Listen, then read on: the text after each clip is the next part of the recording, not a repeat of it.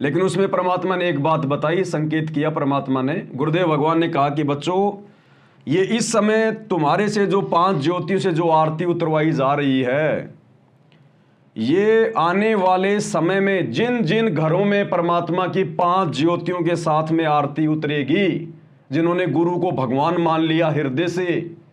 और जो अपने अपने घरों में 5 ज्योतियों से परमात्मा की आरती उतारेगा,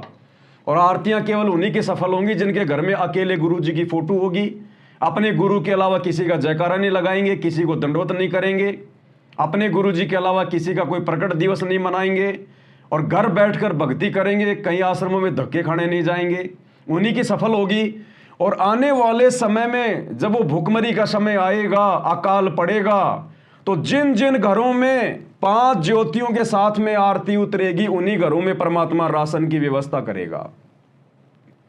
ये स्पेशल कहा परमात्मा ने। वो पूरी ऑडियो दास आपको नहीं भेज पाएगा, उसमें कुछ बातें और हैं जो समय आने पे बताएंगे। तो गुरुदेव ने स्पष्ट कर दिया कि जिन जिन घरों में इस विधि से गुरु को परमात्मा मानकर और हर प्रकार से मर्यादा में रहकर जो आरती उतारी जाएगी, पांति पंच पोप कर पूजा, देव निरंजन और न दूजा, आने वाले विनाशकारी समय 2028 युग परिवर्तन में जब भुखमरी आएगी, अकाल पड़ेगा, दाने दाने को दुनिया दौड़ेगी, चोरियां करेंगी, मारपीट करेंगी, छीना झपटी करेंगी, उस समय जिन जिन घरों में ये आरती उतरेगी पूर्ण परमेश्वर की, उन्हीं घरों में परमात्मा राशन की व्यवस्था करेगा। और गुरुदेव भगवान साइकिल लेकर सत्सेवकों के घर घर जाकर परमात्मा राशन भर रहे हैं, राशन बहन को दिखाया परमात्मा ने।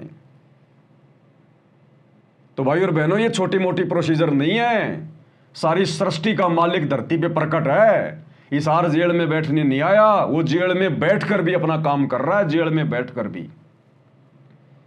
तो अब यदि हम किसी ऐरे गहरे के कहने से, बहकाव में आने से, मन में कोई शंका पैदा करने से अगर पीछे हट गए,